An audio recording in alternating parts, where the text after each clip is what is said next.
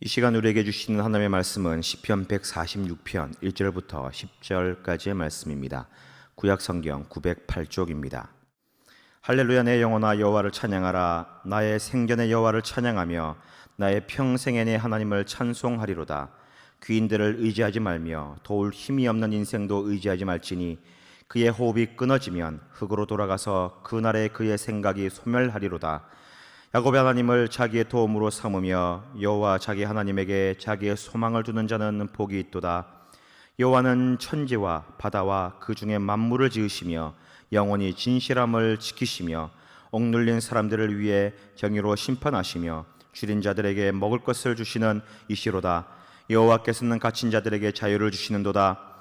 여호와께서 맹인들의 눈을 여시며 여호와께서 비굴한 자들을 일으키시며 여호와께서 의인들을 사랑하시며 여호와께서 나그네들을 보호하시며 고아와 과부를 붙드시고 악인들의 길은 굽게 하시는도다. 시온아, 여호와는 영원히 다스리시고 내 하나님은 대대로 통치하시리로다. 할렐루야, 아멘. 오늘은 보호하시는 하나님, 이런 제목으로 말씀을 전합니다. 우리가 윈스턴 처칠 그러면 잘 아는 정치인입니다. 저도 어려서 이 처칠의 모습을 보면서 많은 그런 영향을 받았던 어린 학생 중에 하나였습니다. 영국의 42대, 44대의 총리였는데 팔싹동이 조산아로 태어났습니다. 말 더듬이였고요. 학습 장애인으로 학교에서 늘 꼴찌를 하였다는 것이죠. 제가 어려서 이 처칠에 대해서 이야기를 들을 때 그가 학교에서 공부를 못했다, 학습 장애인이었다, 말 더듬이었다 하는 것들이 이렇게 공부를 제대로 잘 못하는 저에게는 참 위로가 되었습니다. 저도 저렇게 어려웠었는데 그러나 훌륭한 위인이 되었다 하는 그러한 희망을 갖게 되는 그러한 인물이었습니다. 큰 체격과 쾌활한 성격 때문에 건방지고 교만하다는 오해를 받았습니다. 초등학교 학적 기록부에는 희망이 없는 아이로 그렇게 기록이 되었습니다. 중학교 때에는 영어 과목에 낙제 점수를 받아서 3년 동안 유급을 하였습니다. 1889년 15살의 윈스턴 처칠은 손 쓸 수 없을 정도로 문제아가 되었습니다. 그는 어떤 것에도 흥미가 없었고 무엇 하나 잘하는 것이 없었습니다.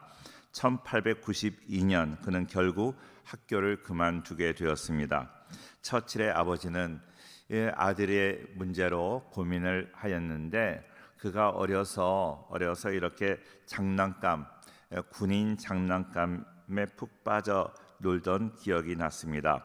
그래서 이 처치를 군인을 시키면 성공하지 않을까 생각을 해서 본인에게 물어보았더니 본인도 좋다고 이야기를 하였습니다. 결국 그는 공부를 제대로 잘 하지 못해서 명문 대학인 케임브리지 대학이나 옥스퍼드 대학에는 입학할 수가 없어서 2차례 낙방 후에 육군 사관학교에 입학을 하였습니다. 정치인으로 입문하는 첫 선거에도 낙선을 하고 기자 생활을 하다가 다시 도전하여 당선이 됩니다. 그러나 그런 어려움이 많이 있었지만 그는 희망을 잃지 않았습니다. 희망의 정치인이라고 말할 수 있습니다. 많은 어려움이 있었지만 그는 희망을 놓지 않아서 끝까지 그는 도전하고 승리하는 그러한 정치인이 될 수 있었습니다. 그렇습니다. 우리가 믿는 하나님도 우리에게 희망을 주시는 하나님이십니다. 정말로 절망할 수밖에 없고 정말로 우리가 낙담할 수밖에 없는 이런 상황이지만 그러나 하나님을 바라보며 우리는 소망 가운데 희망 가운데 살아가야 될 것입니다.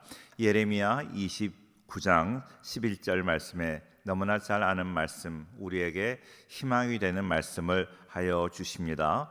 여호와의 말씀이니라. 너희를 향한 나의 생각을 내가 아나니 평안이요 재앙이 아니니라. 너희에게 미래와 희망을 주는 것이니라. 우리가 지금 이렇게 어려운 가운데 있지만 바이러스 하나 때문에 온 세상이 이렇게 정말로 마비가 되는 그런 상황에 있지만 그러나 하나님이 궁극적인 그러한 목적은 우리에게 재앙을 주는 것이 아니라 미래와 희망을 주는 것이라고 말씀하셨습니다. 이 말씀에 위로 얻고 힘을 얻기를 축원합니다. 오늘 시편 146편의 말씀을 통하여 우리에게 주시는 교훈을 우리는 생각하려고 합니다. 첫째로 하나님을 찬양하라는 것입니다. 1절 말씀에 보니까 할렐루야 내 영혼아 여호와를 찬양하라. 나의 생전에 여호와를 찬양하며 나의 평생에 내 하나님을 찬송하리로다. 이렇게 말씀하고 있습니다. 시인은 자기 영혼을 향하여 자기 속사람에게 명령하고 있습니다. 내 영혼아 여호와를 찬양하라. 이거는 국어 학적으로 보면 문법이 맞는지 모르겠습니다. 나에게 내가 명령을 하는 거죠. 내 영혼에게 여호와를 찬양하라.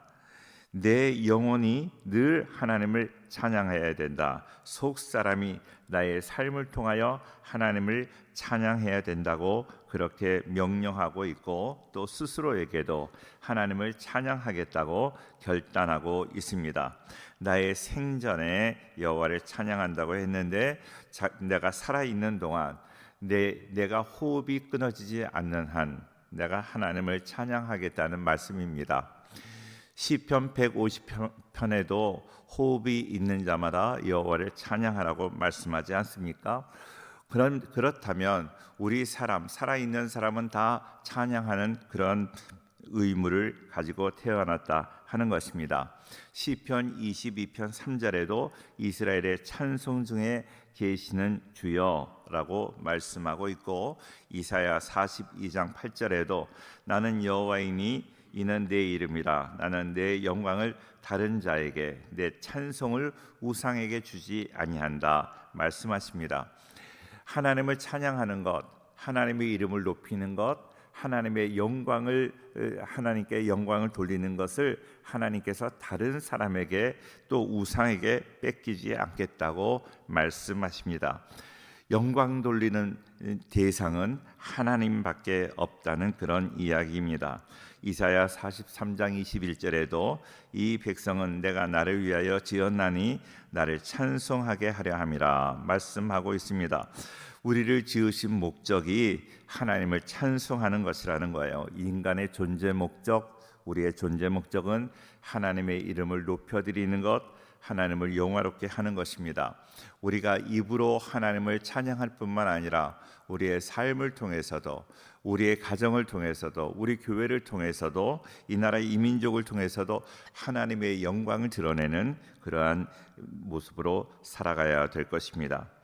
웹스터 사전에 보면 찬양하라는 말을 칭찬하다, 찬미하다, 존경하다, 갈채를 보내다, 인정한다 하는 그런 뜻으로 나와 있습니다. 다시 말하면 찬양한다는 것은 하나님의 주권을 인정한다는 그런 의미고요. 하나님을 칭찬한다는 의미입니다. 어린 자녀들이 세상을 살면서 공부를 잘한다든지 착하게 지낸다든지 그러면 우리 부모님들, 우리 어른들이 그 아이를 보면서 칭찬하잖아요. 참 나이도 어린데 참 착하구나, 공부도 잘하구나 하고 칭찬을 합니다. 우리가 하나님을 생각할 때 하나님은 너무나 위대하신 분이고 너무나 우리 모든 사람들을 선한 길로 생명의 길로 인도하시는 그것을 보면 하나님은 너무나 좋으신 분이다. 너무나 하나님은 너무 훌륭하신 분이다 하는 생각을 하게 되지요. 저는 개인적으로 하나님을 묵상하면서 하나님을 좀 칭찬하고 싶은, 하나님이 너무 좋으십니다 하는 그런 생각이 들 때가 많이 있습니다. 그런데 하나님을 칭찬한다는 게 격이 맞지 않잖아요. 우리가 어떻게 하나님을 칭찬합니까? 그런데 하나님을 찬양한다는 말이 바로 하나님을 칭찬하는 거죠. 여호와를 송축하라 하는 말이 하나님을 칭찬하는 것입니다.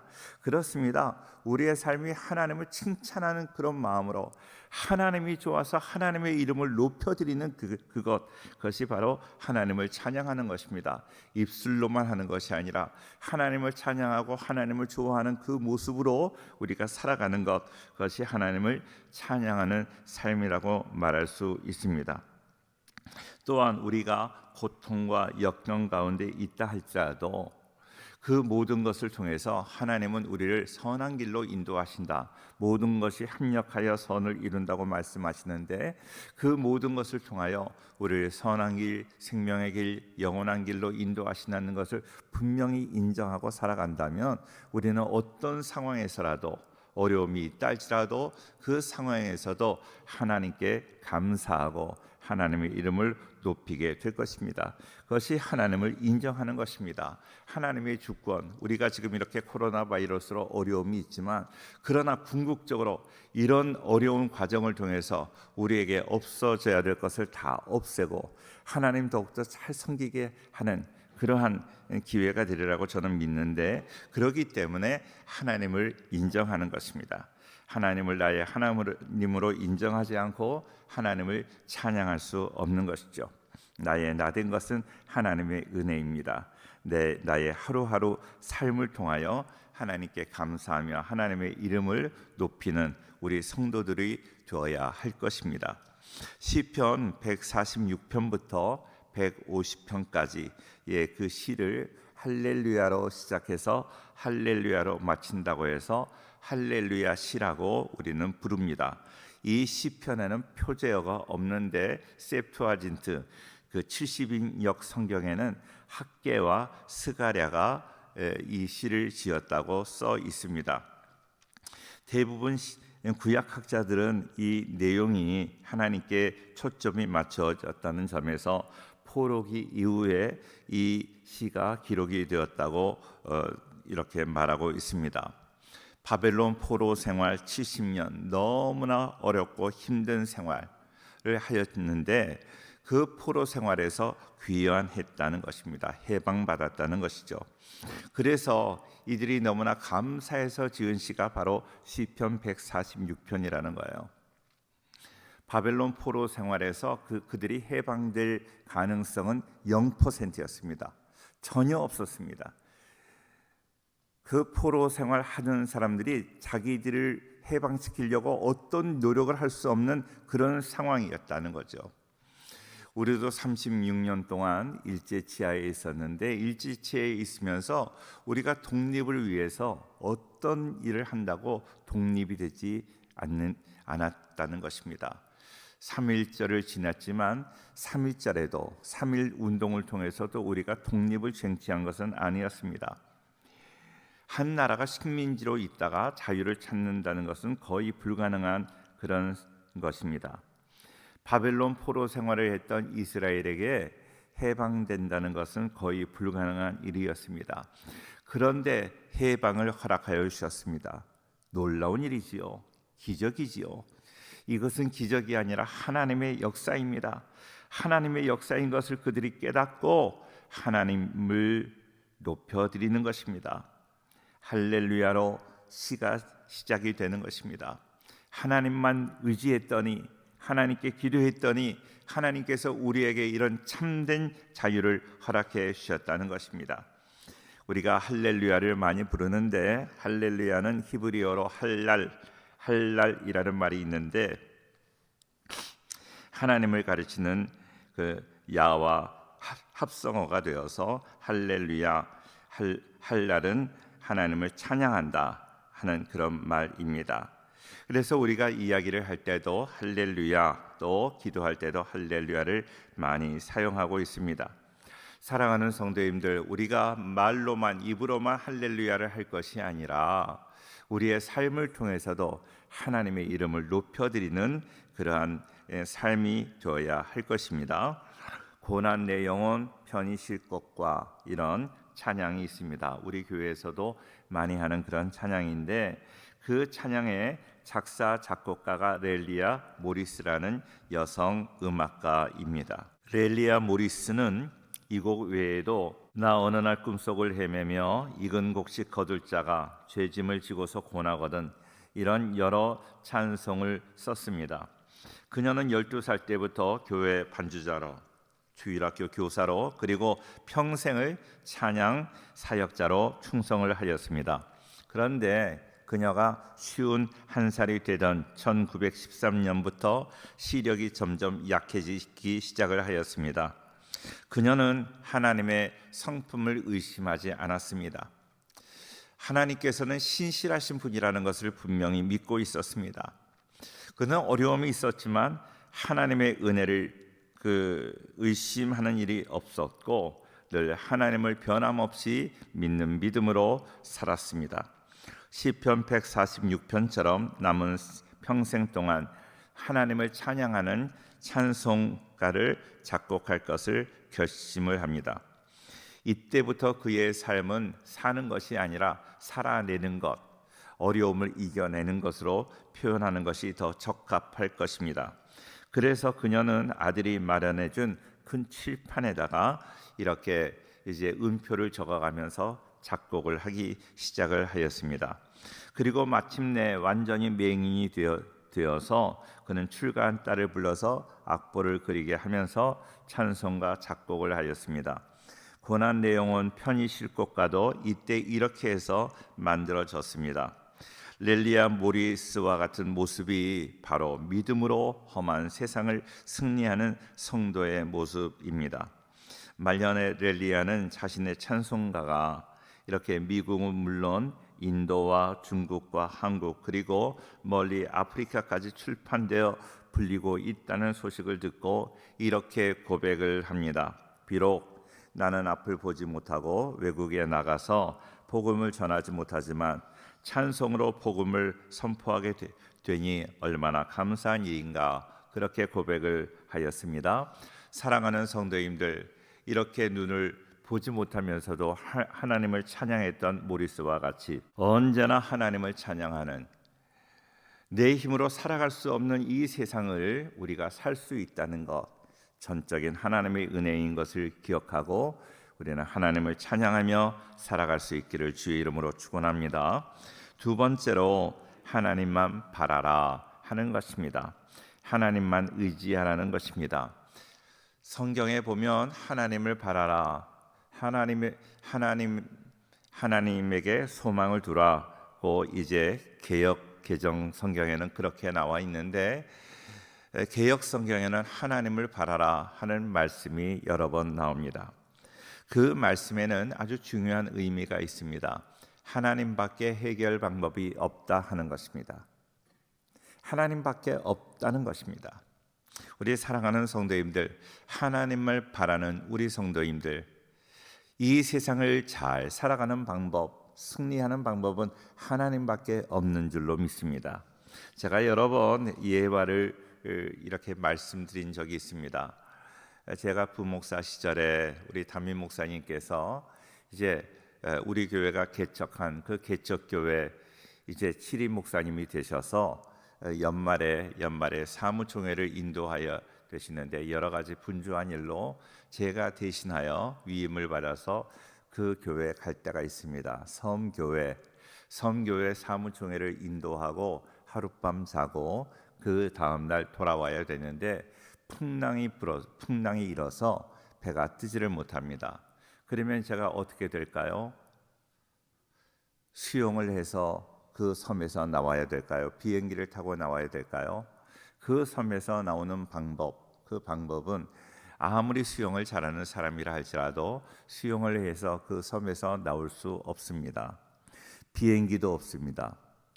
그 섬에서 나올 수 있는 유일한 방법은 배를 타고 나오는 방법인데, 풍랑 때문에 배가 뜨지를 않으면 어떻게 해야 될까요?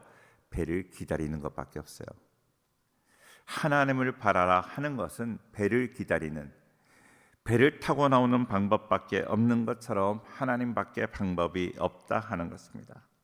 사랑하는 모든 성도님들, 하나님만 바라라, 하나님만 의지하고 하나님께만 소망을 두는 것입니다.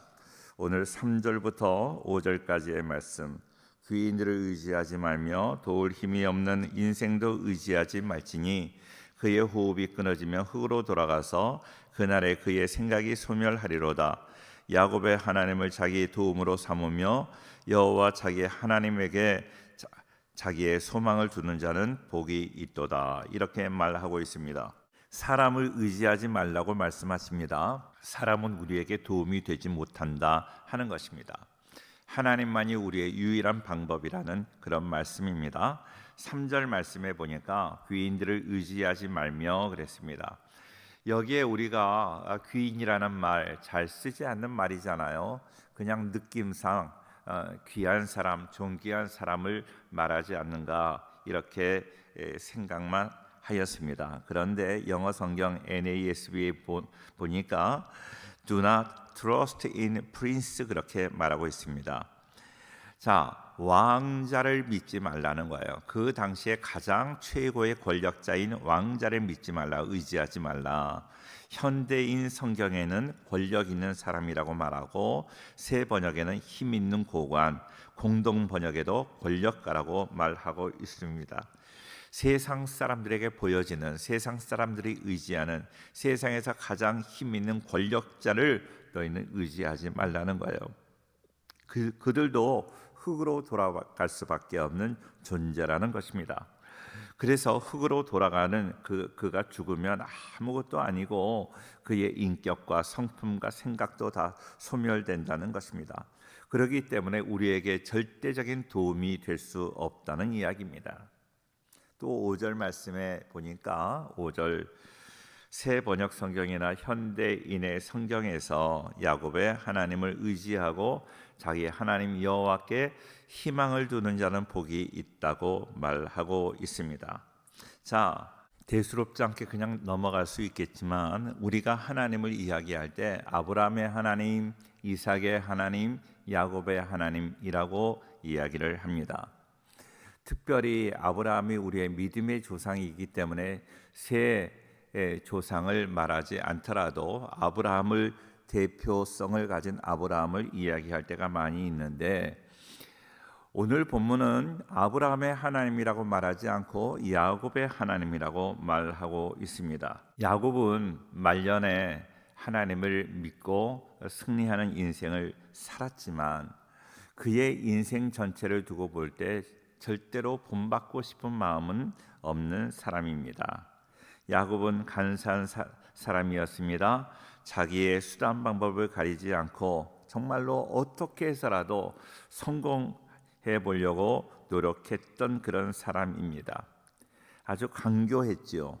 눈먼 아버지를 속이고 자기가 잘되기 위해서 형님을 속이고 형님이 잘못되는 것은 안중에 있지도 않았습니다. 하나님이 주시는 축복도 내가 받아야 되고 가문에 있는 그런 복도 받아야 되고 돈도 있어야 되고 모든 리비도가 자기에게 향해 있던 그런 사람이었습니다.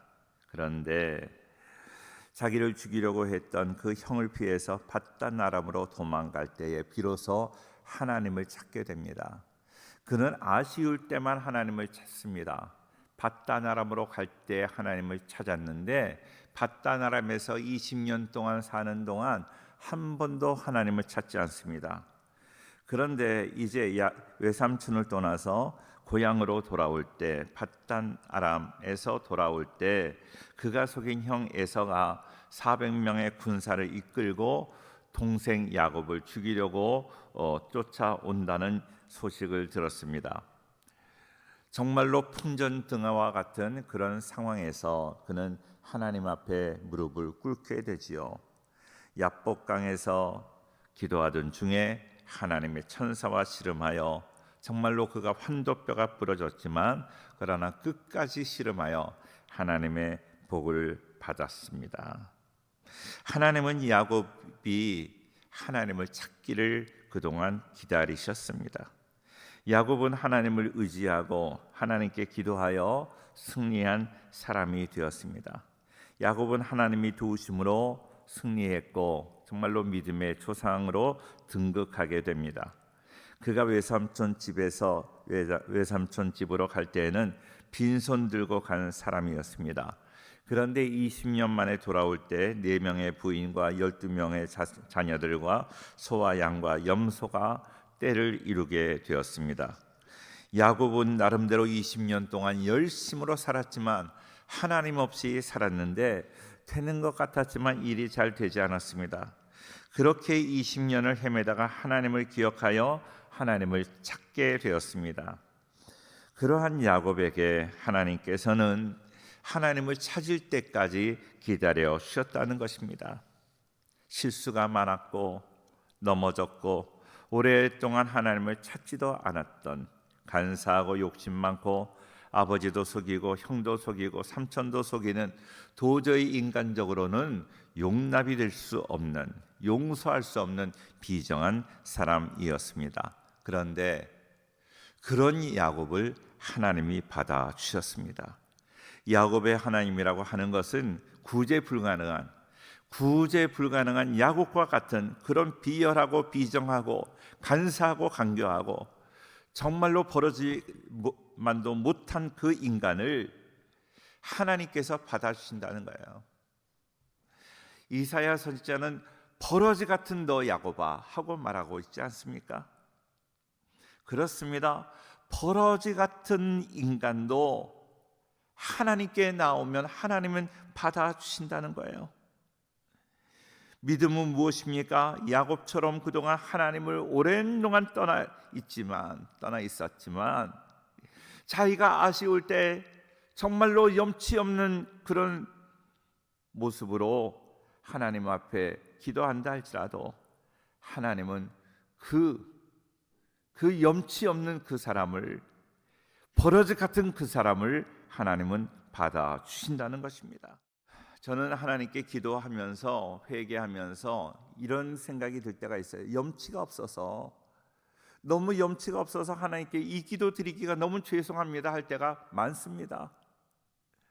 하나님께 너무나 죄송하고 송구합니다 할 때가 너무 많습니다. 그러나 하나님께 나아가는 우리의 모습은 염치 없는 모습으로 나오라는 거예요. 야곱과 같은 사람, 버러지 같은 사람, 더럽고 정말로 사람 같지도 않은 그 야곱 같은 그 사람도 하나님은 받아주셨다는 것입니다. 야곱은 그 초라한 모습으로 하나님께 나올 때 하나님은 그 모습을 다 받아주셨습니다. 우리 사랑하는 성도님들, 체면 차리면 하나님께 나올 수 없어요. 내가 염치가 있는 사람들은 하나님께 나오지 못합니다. 염치도 없고 체면도 없고 부끄러움도 없고 정말로 내가 더럽고 추악함에도 불구하고, 그럼에도 불구하고 내가 갈 데가 없으니 지금까지 하나님을 찾지 않았지만 지금이라도 찾습니다. 하나님 나를 불쌍히 여겨주옵소서 하고 주님 앞에 나오는 그 사람, 하나님의 속으로는 너 염치 없다 그러실 수 있어요. 그럼에도 불구하고 하나님께 나올 때 하나님은 받아주신다는 거예요. 그래서 오늘 야곱의 하나님이라고 말씀하시는 것입니다. 현대인 성경으로 5절 말씀을 한 번 더 읽겠습니다. 5절, 야곱의 하나님을 의지하고 자기 하나님 여호와께 희망을 두는 자는 복이 있다. 우리가 누추하고 초라하다 할지라도 하나님께 나와 하나님의 은혜를 경험하는 우리 모두가 될 수 있기를 주의 이름으로 축원합니다. 체면 불구하고 나오는 거예요. 염치 불구하고 나오는 거예요. 하나님 앞에 제대로 나올 만한 사람이 누가 있겠습니까? 하나님께 나올 만한 자격이 있는 사람은 한 사람도 없습니다. 그럼에도 불구하고 천부여 의지 없어서 내가 주님 앞에 나옵니다. 주님 나를 박대하시면 내가 어디 가리이까? 나를 바라주옵소서. 야곱의 하나님이여, 야곱보다 더 못한 내가 나옵니다. 나를 받아주옵소서. 이런 모습으로 나가는 우리 모두가 되기를 주의 이름으로 축원합니다. 올브라이트라고 하는 구약 신학자가 있습니다. 이 올브라이트가 이스라엘을 지정학적으로 설명을 하고 있습니다. 왜 하나님이 선택한 이스라엘 나라를 그렇게 어렵게 만드는가? 그 나라는요, 3개 대륙의 연결 지점에 있습니다. 이스라엘은 위에 아수르가 있고 수리아가 있습니다. 오른쪽에는 바벨론이 있고 밑에는 애굽이 있고 왼쪽으로는 블레셋이 있고 바다가 있고, 그래서 사방으로 다 적이 쌓여 있습니다. 포위되어 있습니다. 정말로 그 나라는 풍전등화와 같은 그런 위험 속에서 살아가고 있어요. 왜 그랬을까요? 결론부터 말씀드린다면 하나님을 의지하라는 거예요. 하나님께서 지켜주시겠다는 거예요. 우리 인생이 그러지 않습니까? 앞뒤 사방으로 다 나를 도와주는 사람이 아니라 방해하고 대적하고 얼마나 나를 어렵게 하는 사람만 있지 않습니까? 바로 이스라엘과 같지 않습니까? 그것은요, 하나님께서 나를 도와주시겠다, 내가 너를 도와주겠다, 하나님만이 우리의 도움이 되시는 줄로 믿습니다. 하나님 앞에 나와 하나님의 참된 도움을 얻는 우리 모두가 될 수 있기를 주의 이름으로 축원합니다. 세 번째로, 하나님은 창조의 하나님이십니다. 오늘 6절 7절이 참 힘이 되는 거예요. 6절 7절, 여호와는 천지와 바다와 그 중에 만물을 지으시며 영원히 진실함을 지키시며 억눌린 사람들을 위해 정의로 심판하시며 줄인 자들에게 먹을 것을 주시는 이시로다. 여호와께서는 갇힌 자들에게 자유를 주시는도다. 그렇게 말씀하고 있습니다. 제가 창세기를 말씀드릴 때 여러 번 말씀드렸는데, 하나님이 창조의 하나님이시다 하는 것은 우리에게 큰 힘이 되는 거예요. 이 세상을 창조하신 능력의 하나님이시라는 거예요. 창조하신 하나님, 이 세상을 하나님 보시기에 아름답게 좋도록 만들어 주셨습니다. 그러나 인간이 범죄함으로 이 아름다운 세상이 다 깨어져 버렸습니다. 하나님의 형상으로 지음받은 우리 인간들도 다 이렇게 하나님의 형상이 파괴돼 버렸습니다. 그래서 하나님은요, 우리를 더 아름답게 만들어 주시기 위해서 다시 만들 필요가 있었다는 것이죠. 재창조할 필요가 있었다. 예수님을 통해서 이 나라의 새로운 우리들에게 새롭게 창조하시는 역사, 구원의 역사를 이루어 주신 것이죠. 하나님은 창조의 하나님이다. 창조의 하나님이시기 때문에 우리를 새롭게 하실 수 있는 하나님이시다 하는 것을 우리가 기억해야 될 것입니다.